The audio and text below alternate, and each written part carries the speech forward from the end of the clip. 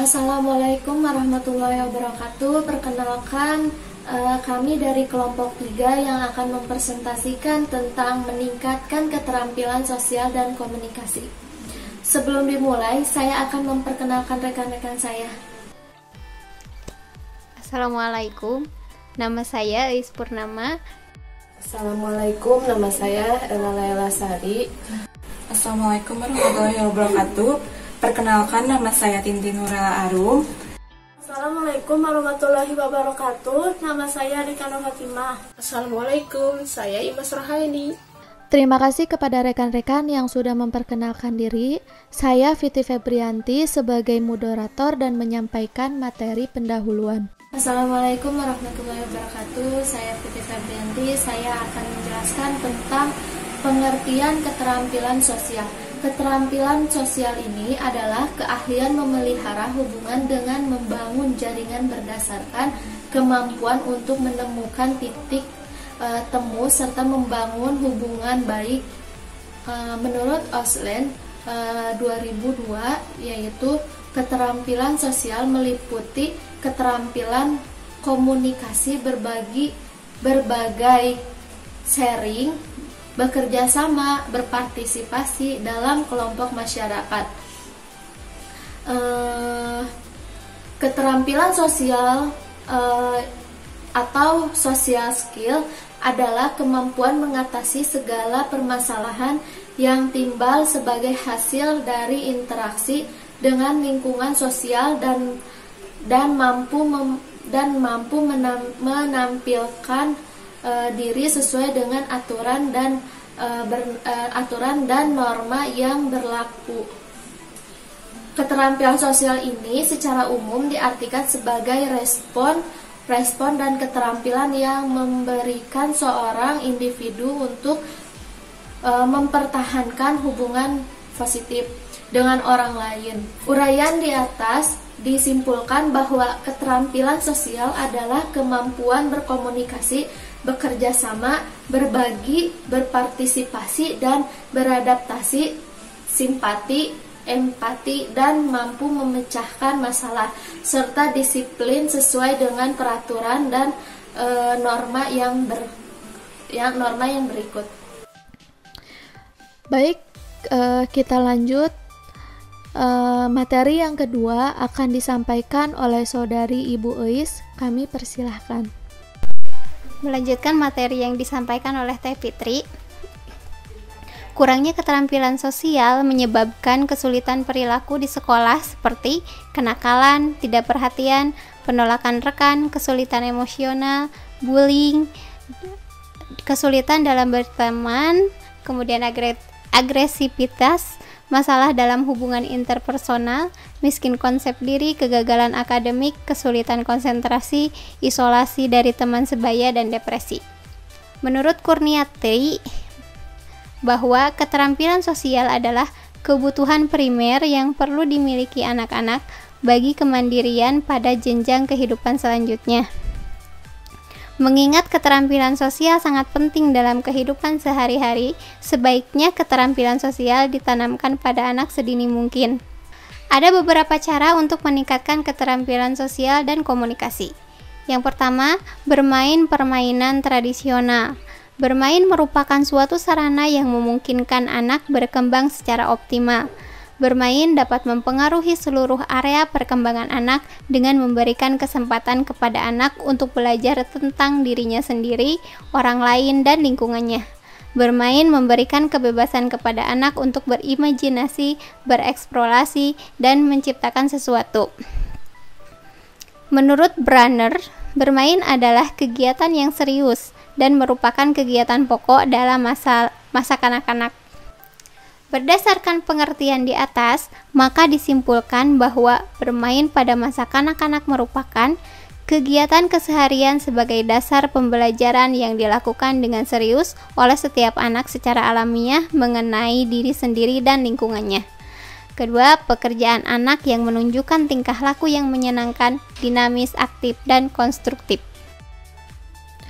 Terima kasih kepada Ibu Ois yang telah menyampaikan materi. Kita lanjut kepada materi yang ketiga oleh saudari Ibu Ella. Kami persilahkan. Ada 3 tipe bermain. Brewer 2007 halaman 142 yaitu 1. Bermain bebas. Anak bebas memilih berbagai bentuk mainan dan juga bebas memainkannya dengan caranya sendiri. 2. Bermain dengan panduan. Anak dapat memilih mainannya, namun berdasarkan pilihan mainan atau permainan yang sudah ditetapkan oleh guru sesuai dengan maksud untuk menanamkan konsep tertentu. 3. Bermain dengan peraturan. Guru memberikan arahan dan petunjuk kepada anak tentang bagaimana cara anak memainkan permainan tertentu. Permainan tradisional merupakan salah satu folklore atau cerita rakyat yang beredar secara tulisan dan turun-menurun serta banyak mempunyai variasi, sehingga permainan tradisional dipastikan usianya sudah tua, tidak diketahui asal-usulnya, juga tidak diketahui siapa yang menciptakan permainan tersebut.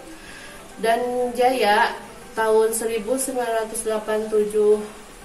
halaman 171, permainan tradisional sering disebut juga permainan rakyat, merupakan permainan yang tumbuh dan berkembang pada masa lalu, terutama tumbuh di masyarakat pedesaan. Yunus tahun 1981. Permainan tradisional tumbuh dan berkembang berdasarkan kebutuhan masyarakat setempat. Kebanyakan permainan tradisional dipengaruhi oleh alam sekitarnya. Oleh karena permainan itu selalu menarik, menghibur sesuai dengan kondisi masyarakat saat itu. Sukirman Dharma Mulya mengungkapkan nilai-nilai budaya yang terkandung dalam permainan tradisional. Andang Ismail tahun 2006 106 antara lain: 1. Melatih sikap mandiri. 2. Berani mengambil keputusan. 3. Penuh tanggung jawab. 4. Jujur. 5. Sikap dikontrol oleh lawan. 6. Kerjasama. 7. Saling membantu dan saling menjaga. 8. Membela kepentingan kelompok. 9. Berjiwa demokrasi. 10. Patuh terhadap peraturan. 11. Penuh perhitungan. 12. Ketepatan berpikir dan bertindak. 13. Tidak cengeng. 14. Berani. 15. Bertindak sopan. Dan 16. Bertindak lewas. Terima kasih kepada saudari Ibu Ella yang sudah menyampaikan materi yang sangat bermanfaat bagi kita semua. Kita lanjut materi keempat yang akan disampaikan oleh saudari Tintin yang akan menyampaikan materi. Kami persilahkan. Karakteristik permainan tradisional diantaranya permainan tradisional lebih menggunakan alam sekitar sebagian sumber bermain dan sebagian sumber alat permainan, misalkan mobil-mobilan yang terbuat dari kulit jeruk Bali, engrang yang dibuat dari bambu atau kayu atau batok kelapa. Kedua, permainan tradisional lebih sering dimainkan dengan jumlah pemain yang ramai, walaupun beberapa dapat dimainkan hanya berdua atau bertiga. Hal ini merupakan kekuatan dari bermain permainan tradisional, yaitu mengembangkan interaksi sosial dengan menggunakan kerjasama, kekompakan, dan sosial.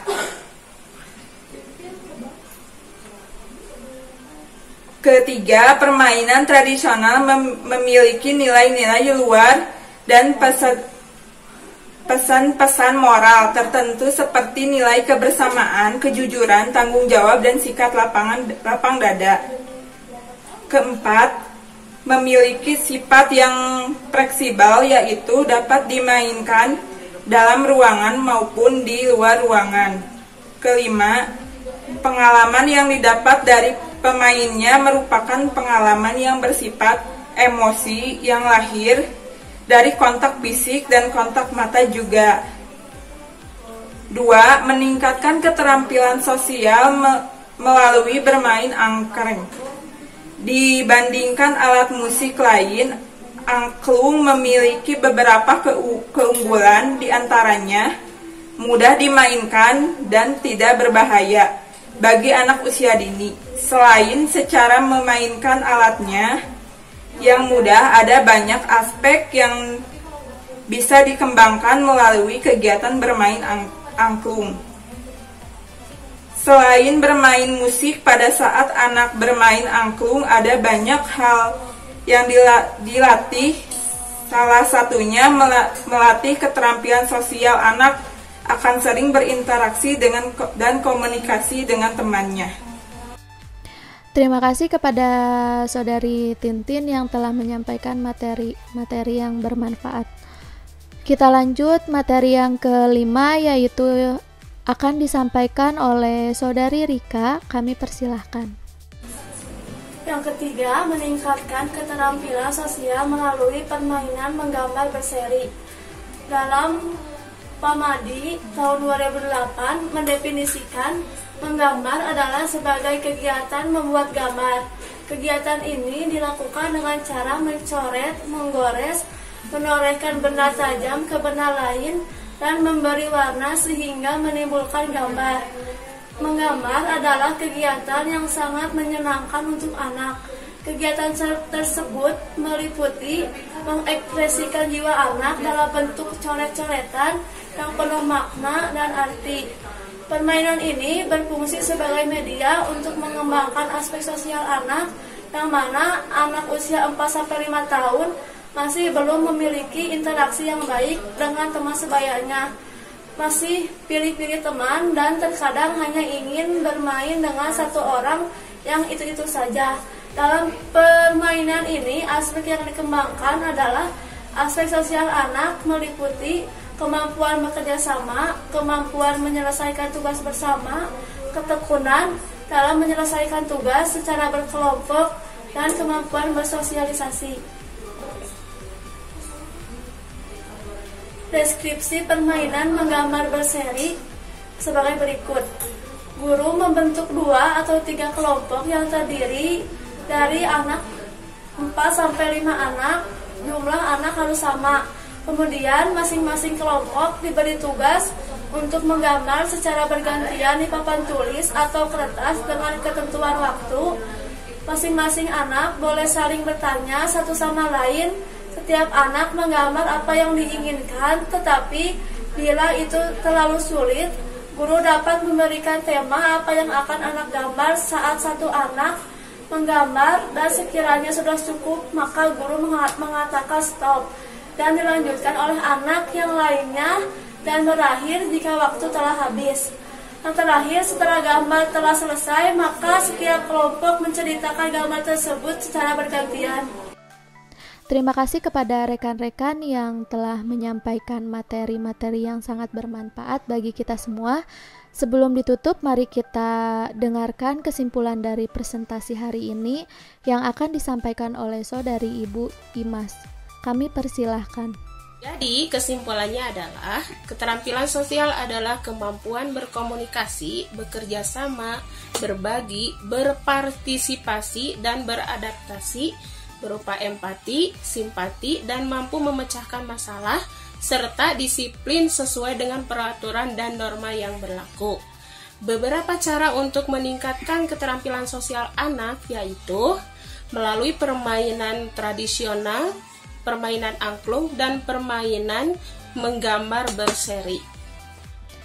Terima kasih kepada Ibu Imas yang telah membacakan kesimpulan.